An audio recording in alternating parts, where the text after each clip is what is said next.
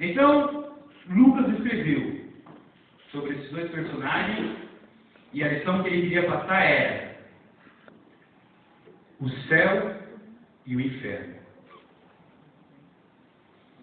Muita gente tem dúvida se existe realmente o inferno. Até alguns cristãos hoje em dia colocam em dúvida e muitas vezes se realmente o inferno existe. Muitas religiões não acreditam no inferno. Só que os problemas para essas religiões e para as pessoas que não acreditam no inferno, o grande problema para essas pessoas é que Jesus, o próprio Jesus, pregou e falou sobre o inferno. Agora, como eu vou ser contra Cristo? Como eu vou? Jesus está dizendo, Jesus está ensinando e eu vou contra Jesus. Os profetas pregaram sobre o inferno. Deus falou. Cristo falou. Como fica? Eu acredito nas religiões? Eu acredito nos homens? Ou eu acredito em Jesus? Se eu creio em Jesus, se eu creio em Cristo Jesus, eu tenho que acreditar que o inferno ele é real. Repita, igreja, o inferno é real. Cristo pregou sobre o inferno. A sua palavra fala sobre o inferno. Não podemos duvidar, temos que acreditar. Nessa história, doutor Lucas, ele disse que esse rico morreu, como também o Lázaro morreu. Só que o rico foi sepultado e o Lázaro foi levado no seio de Abraão, que representa o paraíso ou o céu. Quando chegou no inferno, Lázaro estava no céu. E esse homem rico, com todo aquele problema lá embaixo, com calor, com angústia, ele queria ser aliviado. Ele dizia para que pelo menos Lázaro molhasse os seus dedos e o refrescasse, porque ele não estava aguentando mais. Então vem Abraão e diz que não pode, não tem como acontecer isso. E ele começa a explicar, aqueles que estão lá embaixo, no inferno, não podem passar para cá, no seio de Abraão. E nem os que estão no seio de Abraão podem ir para lá, porque há uma separação. Não tem como ir. Então o que faz a gente pensar é que o inferno não é uma coisa boa. O inferno é um lugar de tormento. É um mundo inferior. É um lugar onde as pessoas estão passando por aflições terríveis. E tudo isso foram para lá e estão passando por tudo isso porque eles não acreditaram no Senhor. Eles não acreditaram em Deus. Eles viveram uma vida neste mundo de aproveitar bem toda essa situação que o mundo oferece e sempre desprezaram a Deus. Sempre fizeram não para Deus, para Cristo, para o Espírito Santo do Senhor. Sempre foram contra a palavra de Deus. Perseguiram a igreja.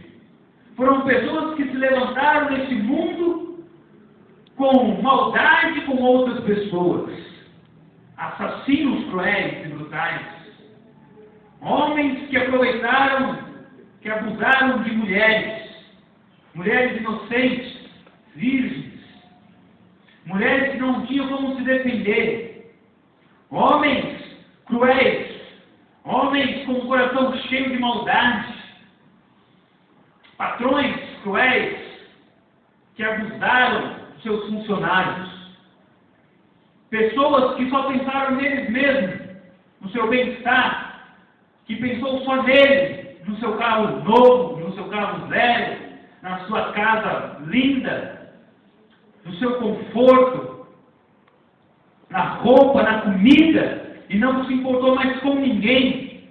Pessoas que ouviram a palavra de Deus e se levantaram contra a palavra de Deus.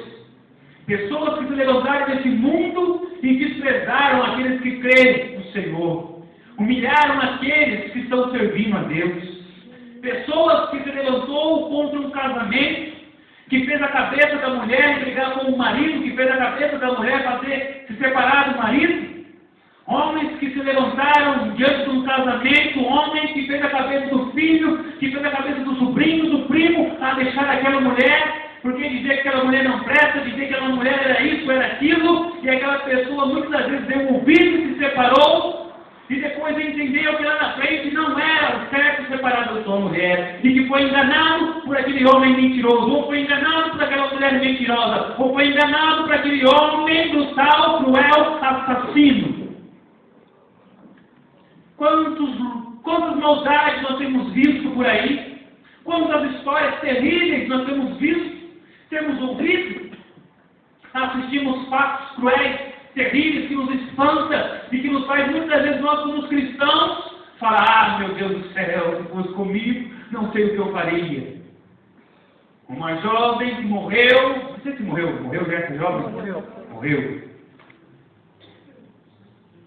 De 15 anos. E um rapaz de 22 anos fazer isso.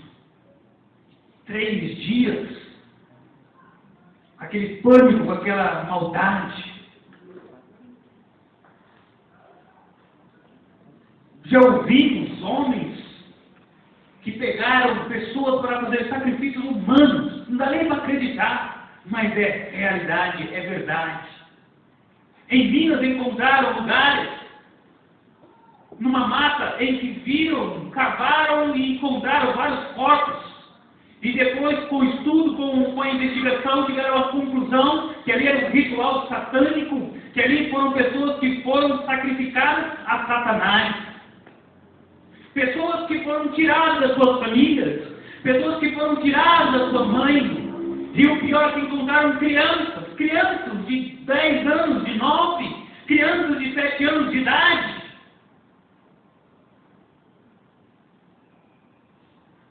E quando nós falamos do inferno, nós pensamos: puxa, mas esse inferno é uma coisa brutal, cruel. Mas foi feito para que uma lição fosse dada eternamente para essas pessoas com o coração cheio de maldade. E muitas dessas pessoas, meus irmãos, nós temos que entender que não fazem isso porque o inimigo está sobrando. Porque o inimigo está empurrando eles. Não, é porque são maus mesmo, porque eles são cruéis mesmos. E aí o inimigo aproveita: opa, esse aqui já é cruel, não preciso nem mexer com esse, vou mexer com o outro. Deixa esse aqui que esse já está fazendo direitinho. Ah, aquela ali, que vive tomando o marido dos outros, eu nem vou ficar perto dela. O diabo falando: eu vou ficar lá naquela lá, vou ficar atormentando naquela, vou ficar perseguindo naquela, porque aquela ali já está fazendo o meu trabalho bem direitinho.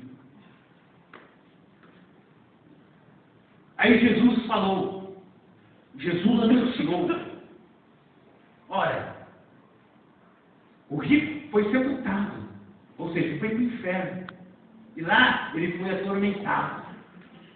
Foi atormentado. Ele estava pagando o preço do que ele fez aqui na terra. Mas Lázaro, aquele homem, foi do céu, foi para a glória. Não porque ele era pobre, não porque ele era um mendigo, não era por isso. Porque muitos pobres vão para o inferno. E muitos mendigos também vão para o inferno. Como muitos pobres também vão para o céu, como muitos mendigos também vão para o céu. Não era porque ele era pobre que ele foi para o céu. Não era isso, não. Quando Jesus começou a falar essa parábola, ele estava dizendo que todos os seres humanos, eles teriam que ter um coração puro diante do Senhor para perdoar. Um coração, sabe, que não venha carregar rancor nenhum. Uma pessoa que não venha ser orgulhosa ou orgulhoso,